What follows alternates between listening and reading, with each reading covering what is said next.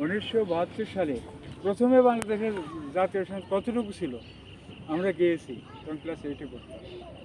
আর 71 সালের 25শে মার্চে আমরা পাকিস্তানের জাতীয় সঙ্গীত গাইছি।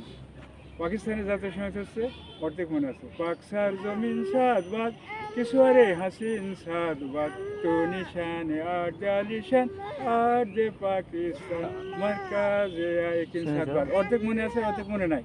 আর 1971 সালের 25শে মার্চের মধ্যরাতে যুদ্ধ শুরু হয়ে গেল, তারপর তো সব কিছু বন্ধ। আর 16ই ডিসেম্বর বিজয় লাভ করলো। যেহেতু মধ্যরাত মানে কি, 25শে মধ্যরাত মানে কি 26 তারিখ, এই জন্য স্বাধীনতা দিবস ঘোষণা করেছেন 26 তারিখ। আর বিজয় দিবস, বিজয় লাভ করেছে 16ই ডিসেম্বর, 16 তারিখ বিজয় দিবস। আর 1972 সালে আমরা এটুকু গাইছি যা আছে, মাতুর বদন খানি মলিন হলে আমি নয়ন, ও মায়ামি নয়ন জলে ভাসি সোনার বাংলা, আমি তোমায় ভালোবাসি। মা তুই দিন ফুরালে সন্ধ্যাকালে প্রদীপ জ্বালিস ঘরে, তখন খেলাধুলা সকল ফেলে তোমার কোলে, ও মা তোমার কোলে ছুটে আসি সোনার বাংলা, আমি তোমায় ভালোবাসি। এই পর্যন্ত গাইছি প্রায় আলহামদুলিল্লাহ। এই প্রায় 2 মাস গাওয়ার পর উপর থেকে বাদ দিয়েছে, তারপরে এইটুকু আমরা আজকে প্রথম শুনলাম এতটুকু। প্রথম শোনার কথা আছে, কারণ 1972 সালে বাংলাদেশের সব কিছু সংবিধান শুরু হয়েছে এবং তো নির্ধারিত হয়েছিল। তারপরে সরকার হয়তো দেখলো যে, তখন বুঝিনি, এখনও বুঝি কিনা জানি না, কথাগুলো সব হিন্দুর এই কথা, রবীন্দ্রনাথ ঠাকুরের লেখা তো। মা তুই দিন ফুরালে সন্ধ্যাকালে প্রদীপ জ্বালিস ঘরে, তখন খেলাধুলা সকল ফেলে তোমার কোলে, ও মা তোমার কোলে ছুটে আসি সোনার বাংলা, আমি তোমায় ভালোবাসি। তো হয়তো হিন্দুদের কথা, এই জন্য জাতীয় সঙ্গীত তো মানে আন্তর্জাতিক। তাই কয়েক লাইন বাদ দেওয়া হয়েছে। হ্যাঁ, এই যে অন্তরায় আসলে সোনার বাংলা যে কবিতা, সেই কবিতার থেকে লেওয়া হয়েছে। হ্যাঁ, লেওয়া হয়েছে, এই জন্য একটু বাদ দেয়, এটুকু হয়েছে। তো তোমরা লেখাপড়া করছো নাকি? হ্যাঁ। কোন ক্লাসে তুমি? নাই, আমরা সবাই নাই। কি গ্রুপ? আর্টস, একজন কমার্স। হ্যাঁ, তুমি আর্টস। শোনো, আর্টস কথাটা সঠিক হবে না, আর্টস আর্টস আর্টস হিউম্যানিটিস, হ্যাঁ গ্রুপ আর্টস। আর্টস মানে কলা, তো কলা বিভক্ত, তাহলে আর্টের পরে একটা এস যোগ করবে নাকি, আর্টস। হ্যাঁ, আর্টস। আচ্ছা, তাহলে প্রশ্ন আমার আছে, জীবনের যে কোনো সফলতার জন্য দুটো জিনিসের প্রয়োজন, ডাক্তার, ইঞ্জিনিয়ার, উকিল, মুক্তা, জজ, ব্যারিস্টার, জীবনের যে কোনো সফলতার জন্য দুটো জিনিসের প্রয়োজন। আমি বলি, একটা হচ্ছে উত্তম চরিত্র, আর একটা হচ্ছে সুস্থতা। উত্তম চরিত্র, উত্তম কাকে বলে? ভালোর উপর ভালো, তার উপর ভালো, এটাই বলে উত্তম নাকি? উত্তম চরিত্র আর সুস্থতা, দুটার একটা যদি কম থাকে তাহলে হবে না। সুস্থ কিন্তু দেখা যাচ্ছে যে চরিত্র ভালো না, সফলতা আসবে না। চরিত্র ভালো কিন্তু প্রায় অসুস্থ, সফলতা আসবে না। আমি 1987 সালে হাই স্কুলে 9-10 ইংলিশ টিচার ছিলাম। ওই সালে প্রাইমারি স্কুলের শিক্ষক নিয়োগ বিজ্ঞপ্তি দিয়েছিল, আমি দরখাস্ত করে পরীক্ষা দিয়ে মানে পারমানেন্টে চলে আসছি। তারপরে 2005 সালে 14ই জুনে থেকে ফুল ফিসের প্রধান শিক্ষক। তারপরে এই অবসর 17 সালে 18ই নভেম্বরে পিআরএল, তারপরে নিয়ম অনুযায়ী 1 বছর পর ফুল রিটায়ারমেন্ট। তো আমাদের ইউনিয়ন পরিষদ নাটোর জেলা লালপুর উপজেলা আরবাব ইউনিয়ন, 4 নম্বর আরবাব ইউনিয়ন পরিষদে ইউনো আসছিলেন আমাদের একটা কনফারেন্স করার জন্য। তো আমরাও গিয়েছিলাম। তো ওনার কার্যক্রম চালাতে একসময় বললেন, আচ্ছা বলেন তো, একটা ছেলে ম্যাট্রিক পাস করলো ফার্স্ট ডিভিশন, কলেজে ভর্তি হয়ে পাস করেছিলাম, কেন আমরা সন্তোষজনক উত্তর দিতে পারিনি? তো উনি বললেন যে সঙ্গদোষী, একটা পদ আছে না, সঙ্গদোষী লোহা ভাসে। তো এখন ফ্রেন্ড সার্কেলের মাঝ সঙ্গদোষ এড়ালে হয়েছে হাতে, হ্যাঁ হাতে একসময় গান ছিল কই, ওই পাগল করলো দেওরালে দেওরারে নাকি, তো পাগল করলো মোবাইল রে নাকি। হ্যাঁ এই যে সময়, স্যার যে উপদেশগুলো দিছে শুনে নাও, কাজে দিবি। সু- স্যার প্রধান শিক্ষক। হ্যাঁ সময়, সময় এই যে ইয়ে আছে না জানি, সময় চালেন, হ্যাঁ হ্যাঁ ওই খবর করছে যে বিশ্ববিদ্যালয় শতকরা 68% তরুণ তরুণীরা এই ফোন- প্রতিদিন ফোনে, হ্যাঁ। প্রতিদিন 5 ঘন্টা সময় ফোনে ব্যয় ব্যয় করে। করে। হ্যাঁ, তো একজন মেয়েকে সাক্ষাৎকার নিল, তো বলছে আমি ঘুম থেকে উঠে আগে দেখি, মোবাইল দেখি যে কোনো নতুন তথ্য আসছে আসছে কিনা। তো আরেকটা ছেলেকেও সাক্ষাৎকার নিল, তো ওরকম একটা রেজাল্ট আসলো। তো বিশ্ববিদ্যালয়ের এক ছেলেকে বললাম, বলছে যে এর চেয়েও বেশি, 68%-এরও বেশি, আর 5 ঘন্টার চেয়েও বেশি সময়।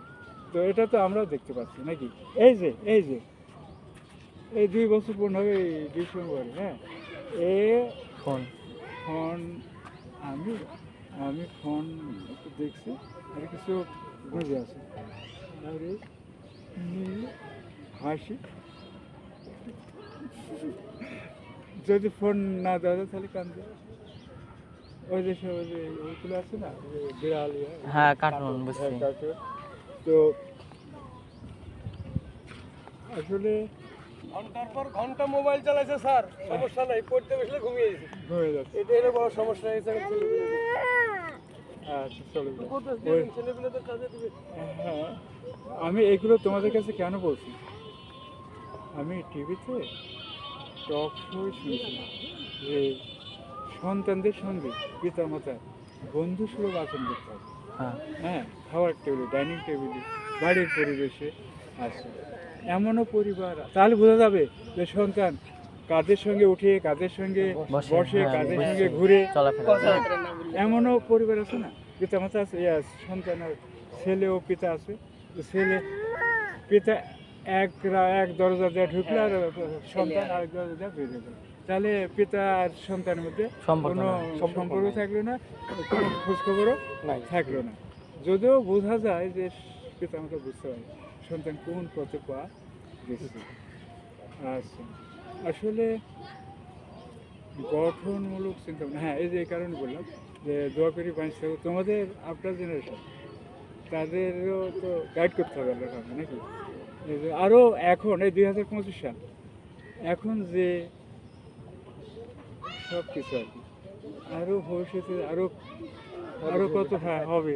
ওই আমাদের ওখানে আচ্ছা চোখ এইদিক হয়ে আমরা চোখে আলো লাগছে, আর তোমারও তো হাতে কাজ আছে, করে যাচ্ছে। ওই তো মাঠে একটু বসে বাড়ি চলে যাবো। ও আচ্ছা আচ্ছা, তাহলে একটু সময় ইনশাল্লাহ আছে না ওই। আচ্ছা, প্রশ্নটা কোন প্রশ্ন গেছিলাম? যে আমাদের পরবর্তী সময়ে হ্যাঁ আর তো সময় আছে। হ্যাঁ, এবার মনে পড়ছে। আচ্ছা, এই দেখো ব্রেন কয় প্রকার, 2 প্রকার। একটা হচ্ছে স্মৃতিচারণ, হ্যাঁ আর একটা হচ্ছে পরিকল্পনা করে সিদ্ধান্ত গ্রহণ।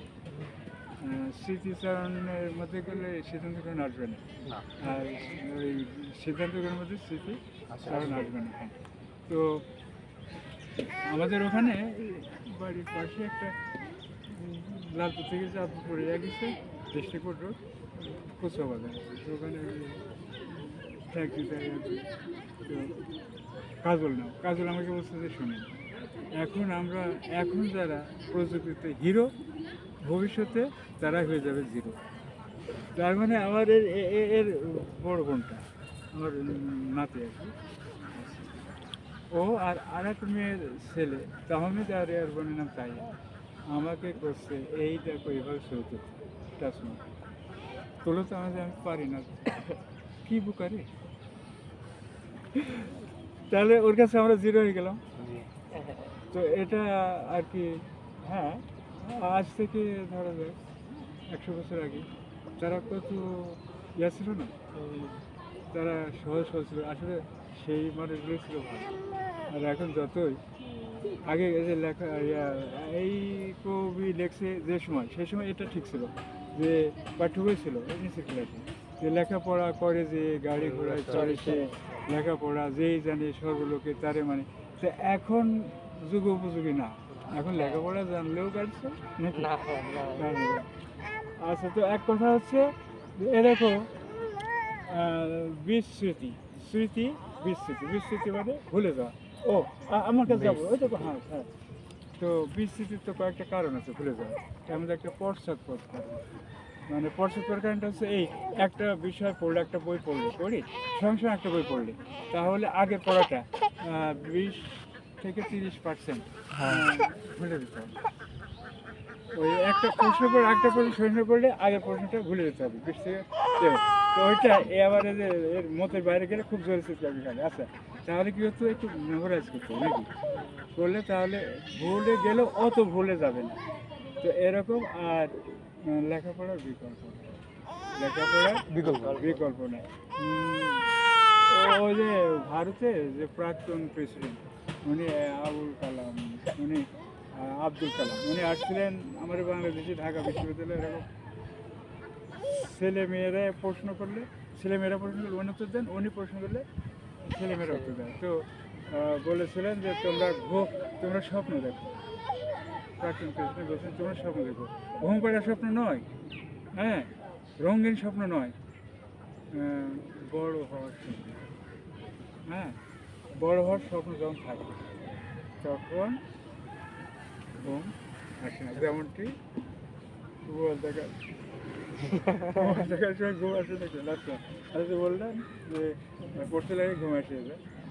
আর হচ্ছে উনি বলেছিলেন না, এটা টক শো হলো বিশ্ববিদ্যালয়, ঢাকা বিশ্ববিদ্যালয়, জাহাঙ্গীরনগর বিশ্ববিদ্যালয়, হ্যাঁ, জগন্নাথ বিশ্ববিদ্যালয়, এরকম ওই স্যারেরা যিনি উপস্থাপক বা প্রশ্ন করতে, উনি বলছেন আচ্ছা স্যার, আপনাদের কি লেখাপড়ার উদ্দেশ্য ফার্স্ট থাকে? তখন উত্তর দিচ্ছেন যে না, আমাদের লেখাপড়ার উদ্দেশ্য ফার্স্ট থাকবে, আমাদের লেখাপড়া শেখানোর উদ্দেশ্য হচ্ছে অনুপ্রাণিত হলেই তো তখন আগ্রহ জাগবে, তাই না? আর হচ্ছে ওই যে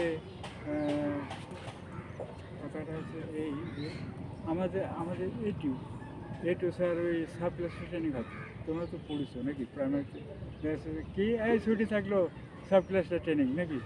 তো ওই সাব ক্লাসটা ট্রেনিংয়ে স্যার আসছে, প্রশ্ন করলেন, স্যার বলেন, উনি এভাবে আলোচনা করলেন যে একটা কাজের যদি উইলিং ফোর্স, ইচ্ছাশক্তি যদি 100 ভাগ থাকে, ওই কাজে 100 ভাগ হবে।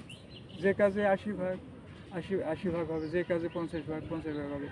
যত সহজ কাজ হোক, হ্যাঁ, 20 ভাগ, এভাবে যত পার্সেন্ট ইচ্ছাশক্তি থাকবে তত পার্সেন্ট হবে। আর একটা কাজ যতই সহজ হোক, যদি ইচ্ছাশক্তি না থাকে হবে না। এই এখন থাক, পরে করবি, কাজ থাক, কাল করবি। এই কথাগুলো করে একদম মানে বাস্তবধর্মী কথা। কাজে তোমাদের এই ইচ্ছাশক্তি থাকতে হবে, পরিকল্পনা করতে হবে যে আমরা এইভাবে লেখাপড়া করবো। আরেকটা আমরা বলি 9-10 1974 সালে করে আমি এসেছি পাস করেছি। তো হ্যাঁ, 1974 সালে। তো আমাদের ছিল একটা course, English course, farmers daughter, কৃষকের কন্যা। তো ইঙ্কিং হচ্ছে কৃষকের কন্যা, বিংসাম রাজার পুত্র, বিয়ে করেছে, রাজপুত্রের পছন্দ আছে, ইঙ্কিংকে বিয়ে করেছে, করে রাজপ্রাসাদ। আপু এই দেখে, হ্যাঁ দেখি, চলো। আচ্ছা, এটা বলে আচ্ছা চলো। তো ওই রাজপ্রাসাদে যায়, ইঙ্কিং একদম মরণ পড়ছে। তখন বিংসামের ওরা আলোচনা করছে কী করে যাবে না, আমার মায়ের বাড়ি পাঠা দাও, বাবার বাড়ি পাঠা দাও। গিয়েছে 2-4 দিনের মধ্যে সুস্থ হয়েছে, কৃষিকাজ করছে। তারপরে বিংসাম বলছে চলো রাজপ্রাসাদে যাবে, কিন্তু নিয়ে গেলে আবার অসুস্থ হবে, তাহলে কী করতে হবে না, আমাকে বাদ দিয়ে একটা রাজকুমারী না, তোমার সাথে বাঁচবে, তাহলে কী করা যাবে না, আসো বাপের বাড়ি। আসি ওই পয়লা খালতে বুঝতে যাবে তোষকপুর হাটে, হ্যাঁ, সরকার বলছে তোষকপুর হাটে ফুসকা পড়ে, পরে হাঁটতে আর পড়ে না। তারপরে চৌকিতে ওই অবস্থা, তারপর মেঝেতে অবস্থা, রাস্তার অবস্থা, মাঠের অবস্থা, আর মাঠে হাঁটলে আর তখন সমান এঙ্কিং আর বিংসাম কৃষিকাজ শুরু করলো। তাহলে এখানে বুঝতে হবে যে আমার কথাই বলি, ফজরের নামাজ পড়ে ওজিফা পাঠ করতে মনে হচ্ছে একটু শুয়ে ওই জায়গায় থাকাটা বসে খুব কষ্ট হয়। যদি 2-4 দিন কষ্ট করে থাকি তাহলে আর নরম হয়ে যাবে। তো তোমাদের ওই পড়াটা আস্তে আস্তে, আর এই যে ব্রেন টেস্টিং পাওয়ার আছে, হ্যাঁ, হঠাৎ যদি মনে করো আমি 3 ঘন্টা পড়বো, হবে না। কি ক্যাচিং পাওয়ার হয়েছে ধরা যাক 2 ঘন্টা পড়লে মনে থাকে। আর যদি একদিন মনে হয় 3 ঘন্টা আমি পড়বো, ওই 2 ঘন্টাতে কাজ হবে, আর ওই 1 ঘন্টা খাও। কীভাবে বাড়াতে হবে? আস্তে আস্তে যে অল্প আমার অল্প 2 করে। ঘন্টার ক্যাচিং করা আছে, আমি 10 মিনিট বাড়াবো। হ্যাঁ 2-4 দিন পড়া গেল, ব্যাস ওর মধ্যে বেড়ে গেল। এইভাবে বাড়াতে হবে। আর এই দেখো 2 কানে এখানে মিড ব্রেন আছে। আমরা তো টিচার, কত তোমাদের শিক্ষার জন্য কত ট্রেনিং আছে। এখানে 2 কানের মাঝখানে মিড ব্রেন আছে। আনন্দ সময় আনন্দ রস নির্গত হয় ফোটায় ফোটায়। ওই এটা কার্ট্রিক্স বিস্তার লাভ করে, তখন যা শোনা যায় মনে থাকে।